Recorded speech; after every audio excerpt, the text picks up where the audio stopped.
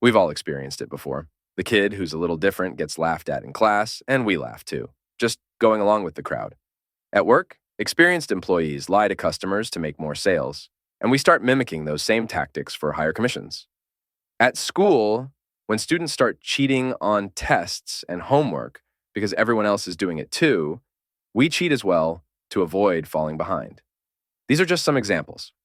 Every day, we let ourselves do harmful things to others, sometimes for our own benefit, sometimes just following what everyone else does. This is similar to what Adolf Eichmann did during the Nazi era. During World War II, Adolf Eichmann was a Nazi official who organized the transport of millions of Jewish people to concentration camps where they were killed. This was part of the Holocaust, where 6 million Jews were murdered by the Nazis. In 1961, Eichmann went on trial in Jerusalem. At the trial, the philosopher Hannah Arendt made some surprising observations about him.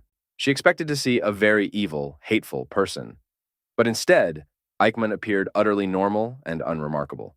He displayed neither anti-Semitic hatred nor an ideology of racial supremacy. Eichmann claimed he bore no particular hatred toward Jews, but had simply been doing his job and following the chain of command out of obedience and a desire for career advancement within the Nazi hierarchy. This led Arendt to describe the idea of the banality of evil. She said Eichmann showed how immense evil can actually be carried out by very ordinary, normal people, not just by obvious monsters or hateful extremists. Arendt warned that we dangerously underestimate the human capacity for evil when we imagine it solely comes from sadistic psychopaths or ideologues. The scariest possibility, Arendt argued, is that normal people like Eichmann are quite capable of checking their moral autonomy at the door and participating in atrocities through obedience and a failure of independent ethical thought. She argued the most terrifying type of evil comes not from cackling movie villains, but from completely average, normal people who simply obey and conform instead of using their own moral judgment and ethical reasoning.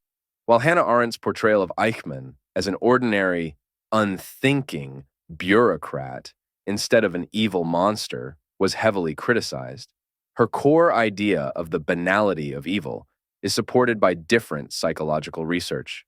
A combination of authoritative pressure, conformity, and underlying psychological impulses can lead ordinary people to commit acts that they would typically consider unthinkable. Stanley Milgram's famous experiments in the 1960s starkly demonstrated how ordinary people can commit harmful acts under the influence of authority. In these studies, participants were instructed by an authority figure to administer what they believed were dangerous electric shocks to another person.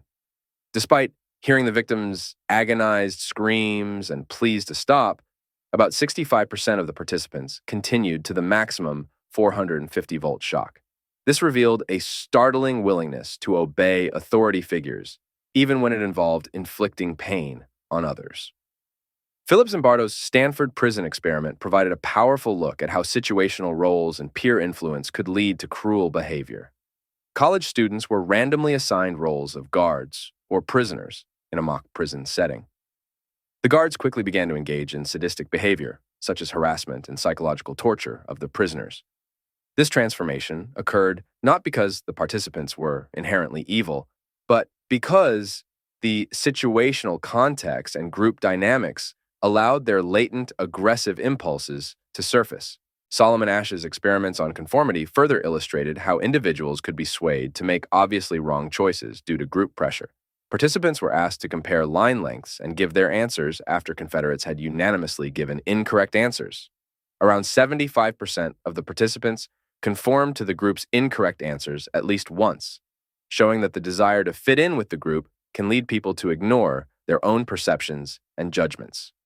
Sigmund Freud's theory of the psyche provides a foundational understanding of the internal conflicts that can lead to immoral actions. Freud proposed that the human psyche is divided into three parts: the id, the ego, and the superego. The id represents our primal desires and impulses, such as aggression and cruelty. The superego encompasses our moral conscience, and the ego mediates between the two. Under normal conditions, the superego restrains the id's amoral urges.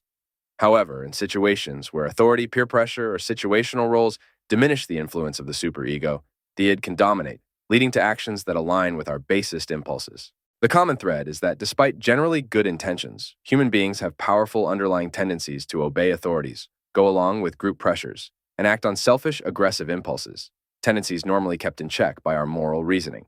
But when situational forces remove those ethical constraints, we have a disturbing potential for banal evil arising from lapses in independent moral judgment.